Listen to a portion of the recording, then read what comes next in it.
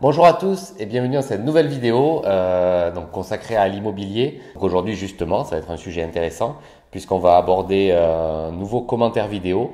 Donc il va nous permettre de commenter la vidéo donc on a trouvé une vidéo sur la crise immobilière donc de la chaîne Libre et Riche. Et donc on va faire le commentaire de cette vidéo pour mieux comprendre ensemble les tenants et les aboutissants.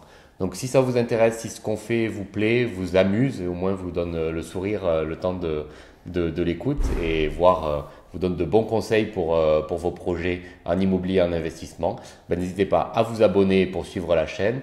Vous pouvez liker la vidéo si ça vous plaît et évidemment mettre tous les commentaires que vous voulez. Donc on va commencer la vidéo et au fur et à mesure, j'arrêterai pour mettre des commentaires.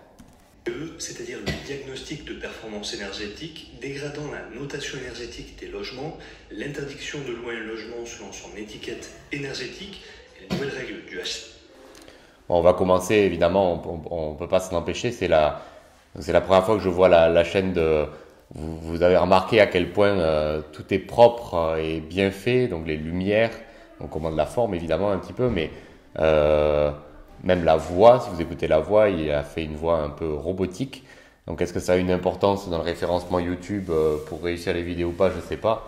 Mais moi j'ai presque l'impression de voir, vous savez, les nouvelles vidéos faites automatiquement par ordinateur. Ça me donne plus l'impression de ça que d'une personne réelle pour l'instant. Mais au moins c'est agréable à écouter, cette voix presque parfaite. C'est-à-dire du Haut Conseil de stabilité financière qui, si jusqu'à présent étaient de simples recommandations, deviendront obligatoires à partir de janvier 2022. Nous sommes en train d'assister à la naissance d'une incroyable crise. Bon, ça va pas durer longtemps, 24 secondes, on est à la crise déjà. Je crois que ça a commencé à être une rituel très... Enfin, c'est très rituel, quoi. Donc, en gros, quand on parle immobilier, on parle de crise de bulle, on affole tout le monde. Et puis, voilà, bon, on va essayer de décortiquer tout ça calmement pour comprendre pourquoi en 24 secondes, on est déjà sur une crise immobilière, là, en ce moment. Crise du logement par l'émergence de deux forces contraires. Dans cette vidéo, je vais donc les deux forces contraires, pour rappeler, comme j'ai mis des pauses, c'était peut-être pas clair. On a parlé de la modification du DPE, donc diagnostic de performance énergétique, et les changements auprès des aspects financiers et des règles de financement de l'immobilier. Donc déjà, on va essayer de comprendre quel est le lien entre les deux, comme d'habitude. Bon, apparemment, il y a un lien et c'est ça qui crée une crise. Donc on va comprendre le lien entre le diagnostic de performance énergétique et le financement pour décortiquer tout ça. Mais je ne doute pas que, je ne connais pas son nom, mais que Marc, non, Marc c'était le dernier, on ne va pas l'appeler Marc à lui aussi, qu'on va l'appeler Henri, va nous expliquer. Si a priori la politique d'octroi de crédit, c'est-à-dire les règles d'instruction d'un dossier de prêt, est propre à chaque établissement bancaire, et tous les établissements ne considèrent pas de la même manière les ressources et les charges pour le calcul du taux d'endettement, ces mesures, qui deviendront contraignantes d'ici 3 mois, concernent deux variables distinctes dans la condition d'octroi de crédit que sont le taux d'endettement plafonné à 35%, assurance incluse, et une durée maximale d'emprunt de 25 ans. L'autre donnée... Alors, à un moment, il indique que les conditions allaient se durcir, avaient tendance à se durcir. Alors, à ma connaissance, c'est bien l'inverse. C'est avant la crise du Covid, on avait une tendance à redurcir justement les conditions d'octroi du crédit. Et avec la crise, elles ont été libérées. Le taux d'endettement de 35% qui est présenté là comme une limite, c'est en fait une libération vu qu'avant, on était plutôt à 33%. Donc, ils ont rajouté 2%.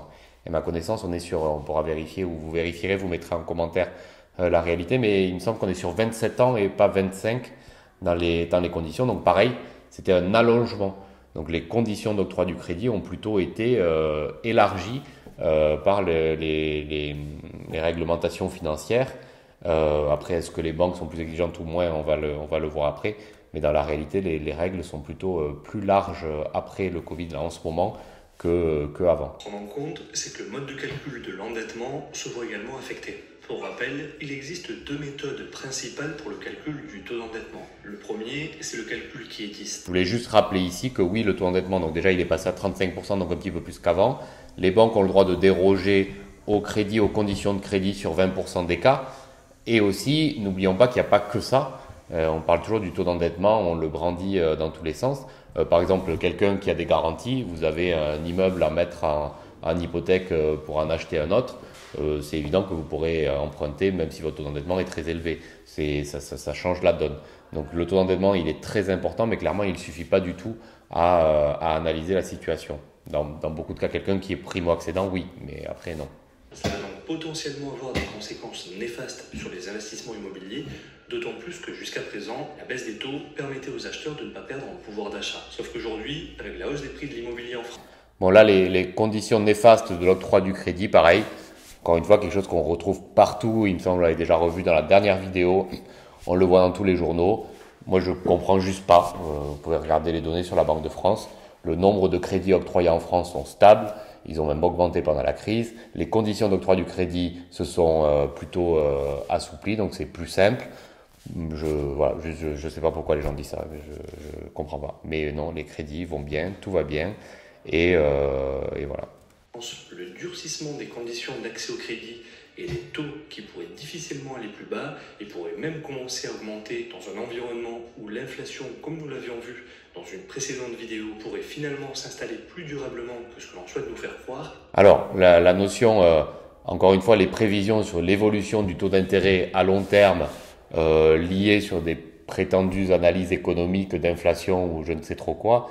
Bon, le taux d'emprunt immobilier, c'est une décision auprès de la Banque Centrale Européenne. Ça ne suit aucune logique entre l'inflation, pas l'inflation, etc.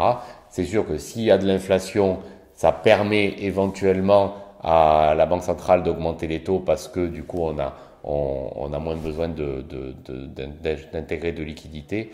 Mais bon, on peut absolument pas prédire ça. Ça fait des années qu'on dit que c'est bas et que ça va remonter. Ça ne remonte pas. Pourquoi? Parce qu'il faut une décision du taux directeur au niveau de l'Europe pour monter les taux d'intérêt.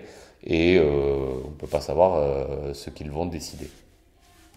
On le voit d'ailleurs, les prêts accordés depuis que les règles du HCSF ont été petit à petit respectées par les banques ont commencé à stagner, voire même diminuer sur le marché de l'ancien. En outre, alors que la pierre reste une valeur refuge pour les Français, qui bien souvent représentent une très grande partie de leur patrimoine, la baisse de la construction en France ces dernières années amplifie la tension du marché et donc la hausse des prix. La conséquence... Oui, il y a eu une baisse de la commercialisation de logements neufs l'an dernier. Oui, dans les logements anciens, effectivement, on est plutôt tendance à avoir un manque de biens à vendre, donc ce qui a un impact sur les prix. N'oublions pas que sur les 2 dernières années, par exemple, l'impact sur les prix, il est grandement dû au fait que on s'est endetté pour passer la crise, donc on a injecté des liquidités. Donc souvent je dis ça pour largement simplifier, mais c'est pas l'immobilier qui monte, c'est l'argent qui a une valeur qui baisse. C'est plutôt comme ça qu'il faut le voir. Adoption du nouveau diagnostic de performance énergétique dégradant la notation énergétique. Bon, comme tout à l'heure, on est passé de finance à performance énergétique. J'ai pas vu de transition, vous me direz si vous en avez vu une, mais a priori, il n'y a pas de lien. Donc pourquoi les deux en même temps? Je pense pas qu'il y ait de raison. Mais il y a une raison, c'est que les deux sont dans l'actualité en ce moment. Donc à mon avis, c'est principalement pour surfer sur l'actualité. Certains particuliers qui s'apprêtent à louer ou à vendre leur logement risquent d'avoir une mauvaise surprise, celle de se découvrir propriétaire d'une passoire thermique, alors que rien ne le laissait présager, étant donné que les modes de calcul du diagnostic de performance énergétique ont changé. Ils ne se fondent plus sur la consommation du logement identifiée par les factures de gaz ou d'électricité, mais sur la qualité du bâti, son niveau. Oui, donc là, c'est vrai que le diagnostic de performance énergétique a changé. Pour rappel, avant, en gros, c'était une estimation basée sur la consommation, ce qui était assez faux. C'est-à-dire que nous, on se retrouvait avec, si vous aviez un logement super isolé, mais que les gens chauffaient à 25 dedans, le logement avait un mauvais indicateur DPE. Et à l'inversement, un logement insalubre où personne n'habitait dedans, donc il n'y avait pas de consommation, pouvait avoir un chiffre relativement correct. Donc ici, ça vient vraiment corriger ça, le nouveau diagnostic. De là à avoir un impact, c'est vrai qu'il y a des logements qui vont être incités à la rénovation, mais on rappellera que tout ça, c'est pas nouveau. Ça fait, pour être tout à fait précis, depuis 1973 qu'il y a des réglementations sur la consommation des logements en France et sur la réduction de la consommation des logements en France. Vous pourrez le voir, on l'avait vu dans une autre vidéo, les courbes ne font que baisser de la consommation. C'est une tendance qui suit son cours.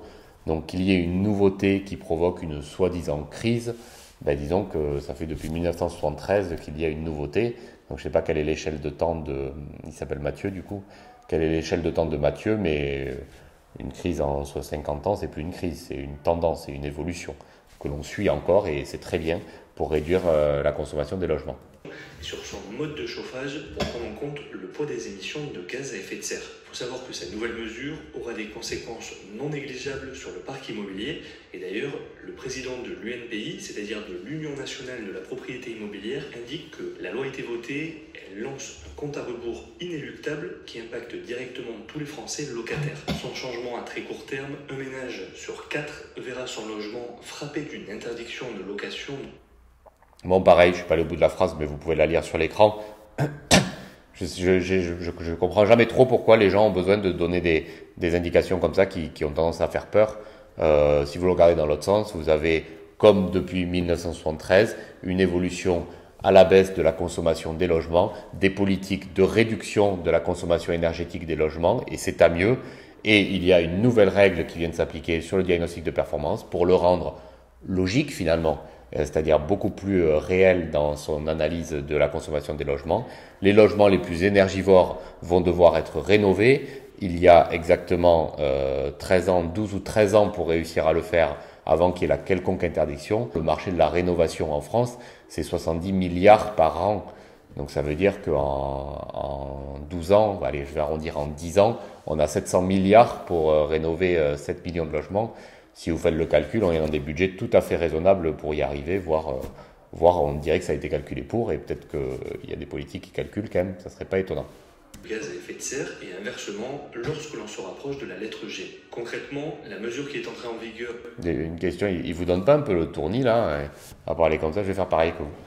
C'est qui rentre en vigueur à partir du mois prochain. Moi, il me donne le tournis là, depuis tout à l'heure. Ouais. En l'état actuel des choses, on peut clairement dire que si les textes devaient être appliqués tels quels, nous sommes à la veille d'une catastrophe pour le marché immobilier. On est passé de crise à catastrophe. Donc, écoutez, ça va être une catastrophe. On va avoir des logements très énergivores. Il l'était avant. Maintenant, on a mis une lettre à côté. Vous voyez, ça crée une crise. C'est évidemment de mettre une lettre sur une réalité, ça crée une crise. Je pense pas, mais on va s'atteler surtout à rénover tout ça. Comment rénover énergétiquement près de la moitié du parc de logements en seulement 7 années, d'autant plus que le coût de telles réformes est tout simplement prohibitif. De plus, la question... Faisons le calcul, dire c'est prohibitif, c'est impossible, etc. Enfin, les chiffres, on les a. 7 à 8 millions de logements. Donc il a dit 7 ans. Bon, avant, on avait vu, il y avait 14 ans pour les logements, pour arriver jusqu'au logement classé en E, si je ne me trompe pas. On connaît les budgets aujourd'hui alloués à la rénovation, c'est de l'ordre de 70 milliards par an. On peut juste faire les calculs. Peut-être que les gens vont libérer du budget. On sait très bien aussi que le gouvernement met des aides dans la rénovation énergétique et accompagne ces changements. Encore une fois, simplifier en disant il y a un nouveau DPE, ça va être la catastrophe, tout est prohibitif et on fait face à une crise. J'allais dire, à part pour remonter dans l'algorithme YouTube, j'ai du mal à comprendre la réalité derrière pour le moment. De plus, la question se pose donc de savoir qui devra payer, car les locataires seront directement impactés par les travaux qui devront être réalisés et donc par voie de conséquence, ces coûts se répercuteront sur les loyers. Oui et non. Les coûts qui se répercutent sur les loyers, c'est faux, en partie vrai et en grande partie faux. C'est-à-dire que vous avez un logement situé à un endroit où le loyer moyen pour votre logement est de 1000 euros de 1000 euros pour aller à 70 mètres carrés. Vous avez beau vouloir le rénover, vous mettez des dorures sur la cheminée et vous mettez un lustre en diamant. Vous avez mis 50 000 euros de travaux, votre loyer sera le même. Vous trouverez personne. Éventuellement, vous allez augmenter de 50 balles parce que c'est un petit peu plus, il y a un peu plus de cachet. Mais la localisation de vos biens et sa surface fait 90% du loyer. Il peut y avoir plein d'autres paramètres. Par exemple, ça peut être la rentabilité des propriétaires qui baisse. C'est-à-dire qu'il y a des endroits où les rentabilités sont élevées. Même si vous rajoutez des coûts pour investir par la réglementation, c'est juste que la rentabilité va un peu baisser, mais on va quand même trouver des investisseurs. Inversement, ça peut être le prix à l'achat qui va baisser. C'est-à-dire peut-être que les biens classés F et G vont être un peu plus compliqués à vendre, ou en tout cas il va y avoir un peu plus de négociations parce qu'il est obligatoire de les rénover. Le jour où vous serez obligé de les rénover, c'est sûr que ça sera un argument pour un acquéreur de faire baisser les prix. Donc il y a plein de possibilités en termes d'impact. qui seront à mon sens relativement mineurs parce que à l'achat d'un logement, il y a beaucoup de gens qui prévoient des travaux. Donc, mais en tout cas, c'est sur les loyers purement, non, c'est pas si vrai. Il est dogmatique de croire que les propriétaires bailleurs vont investir massivement dans l'amélioration des logements sans imposer de fortes augmentations de loyers. Alors, ça donne l'impression de dire que c'est les propriétaires qui vont investir pour rénover. C'est beaucoup plus probable qu'ils le vendent pour que d'autres achètent et rénovent au moment où ils achètent. Pourquoi? Parce que c'est comme ça que ça se passe la plupart du temps. Ça permet de s'endetter et de faire les travaux sur le prêt bancaire et ça rend l'investissement beaucoup plus rentable. Du coup, le loyer, c'est avant finalement ce projet que les gens regardent si c'est rentable ou pas et si cela passe en fonction du loyer. Ce qui est normal dans la mesure où si la qualité du logement augmente, le prix du service augmente également. Et là, ce qui fait principalement le prix des logements, c'est aussi, comme on l'a vu la dernière fois, tout ce qui est inflation, tout ce qui est liquidité, qui fait que ça fait augmenter les prix. La réalité, c'est plutôt que le prix de l'argent, enfin la valeur de l'argent baisse. Bon, c'est pas lié à la qualité du logement, vous le voyez bien. Là. Vous voyez bien des endroits, un logement, vous le laissez fermé pendant 15 ans, la qualité, elle n'a pas changé. C'est tout à fait possible qu'il ait doublé. Il y a des endroits où c'est arrivé. On peut pas dire que les services ont augmenté, c'est pas vrai. Enfin, donc, le lien entre le service qui fait augmenter le prix du logement, encore une fois, c'est juste faux. Donc c'est bien gentil, mais moi je comprends pas. Vous voyez, depuis, je pensais qu'être beaucoup plus tolérant et sur cette vidéo, mais bon, c'est des vidéos qui ont beaucoup de vues, donc qui partagent beaucoup d'informations. Je comprends pas pourquoi c'est aussi faux. C'est vraiment faux. on pourrait dire on a quand même cadré les loyers et éventuellement les plafonner, comme cela est déjà le cas dans de nombreuses villes, se trouvant dans des zones tendues et dont le nombre ne cesse d'augmenter année après année. Sauf que cette mesure... Ce qu'on pressent, c'est que oui, c'est des méthodes assez court terme pour réussir à faire ça. Il ne faut pas oublier que le prix des loyers a beaucoup augmenté aussi de par les subventions de l'État. C'est donc, je sens que vous allez vite sentir le chat qui se mord la queue. Vous avez l'État qui a mis en place des aides pour les locataires.